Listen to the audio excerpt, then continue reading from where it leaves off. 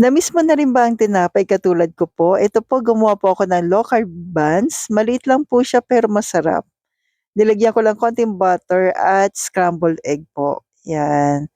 Grabe ang sarap nito ka-low carbs, tiyak magugustuhan po ninyo po. Narito po ako, share ko po kung paano ko po siya ginawa. Sa una kailangan natin ng 2 cups po ng mozzarella cheese at 1/4 cup po ng cream cheese. Kung meron kayong microwave oven, mas okay po na i-microwave natin para matunaw siya, pero ako po ay wala. Kaya gumawa ng paraan, nagpakulo po ako ng tubig then inibabaw natin yung ating stainless po.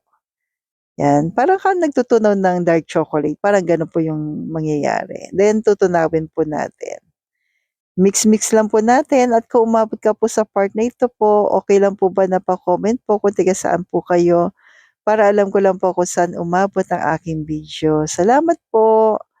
Then kapag ganyan na po, yan yung ating target or goal na matunaw po. Then tabi na po natin kapagka natunaw na po maigi po. Maglalagay po tayo kasi dito ng almond flour. Pamalit natin sa all-purpose flour kasi out po sa atin ang harina o all-purpose flour. 2 cups po yung akin nilagay po dito na almond flour.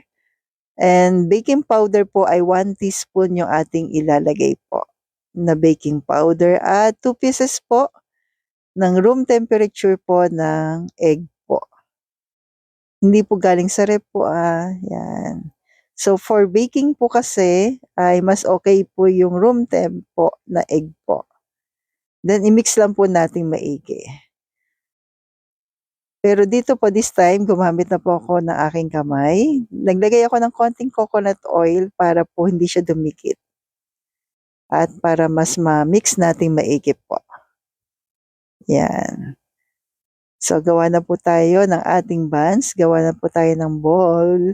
Ibig sabihin po kung gaano kalaki yung inyong gagawin nasa inyo na po. Pero katamtaman laki po yung aking ginawa, then lagay po tayo ng egg sa ibabaw. So sa ganito karami, 12 pieces po yung aking nagawa po. Small buns lang po ito po. Ang sarap ka low carbs, lalo na pag may black coffee na no sugar, no cream, okay na okay po ito po. Iyan po yung aking second meal kahapon. Yan. Then yung ating black sesame po, pero pwede rin naman yung white. Optional lamang po ito po. Kalahati lang po yung nilagyan ko po para po may konting design lang sa ibabaw. Then i-bake na po natin sa 180 Celsius po in 30 to 40 minutes. Although magkakaiba tayo ng oven, so mag-toothpick test na lang po tayo. At kung gusto niyo yung medyo toasted, ay dagdagan niyo na lang po yung minutes natin. So ito na po, masarap siya pag medyo toasted. Ang ating low carb keto buns, ang sarap ka low carbs, try mo na po.